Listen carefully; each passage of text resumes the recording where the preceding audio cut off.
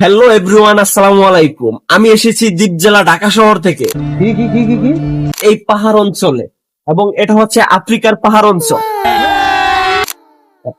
এখানে এখানে আমি এসেছি এখানকার লোকজন কি করে এবং কি খায় এবং কি রকম পাদে এই পাদ নিয়ে গবেষণা করার জন্য আপনারা আমার সঙ্গে থাকবেন। ওকে, অবশেষে আমাদের এই এলাকায় একজন মুরব্বী আঙ্কেলকে পেয়ে গেলাম, ওনার কাছে জানবো। ওকে, এখন আঙ্কেলের নাম জানবো। তো আঙ্কেল, আপনার নাম কি? চাঙ্গুই। তো আঙ্কেল, আপনার বয়স কত আঙ্কেল? এই ধরো আমার বয়স তো বেশি না, এই তো 81-82 হবে। ও আচ্ছা, বুঝতে পারছি। তো আঙ্কেল, আমি কিছু প্রশ্ন করব। আমি হচ্ছি পাদ বিশেষজ্ঞ। হ্যাঁ, এখানে এসেছি আপনারা কি খান এবং কি করেন, কিভাবে পাদেন, পাদের কোয়ালিটি কি, হ্যাঁ পাদের গ্যারান্টি এবং পাদের কালার কি, এটা আমি জানার জন্য এসেছি। ওকে, আমাকে এসব বলবেন। তো আঙ্কেল, আপনি দিনে কতবার পাদেন? আমি তো বুড়া দুরা মানুষ, বেশি পাদি না, ধরো দিনে 200-250 বার পাদি।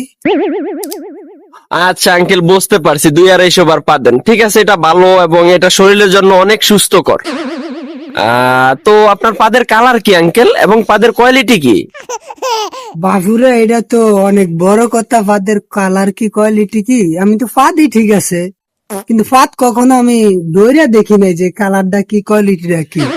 যদি আবার কখনো ফাদ আসে, নয়তো তোমার ডাইকে আনো, তুমি দইরা দেখবা কালারটা কি কোয়ালিটিটা কি।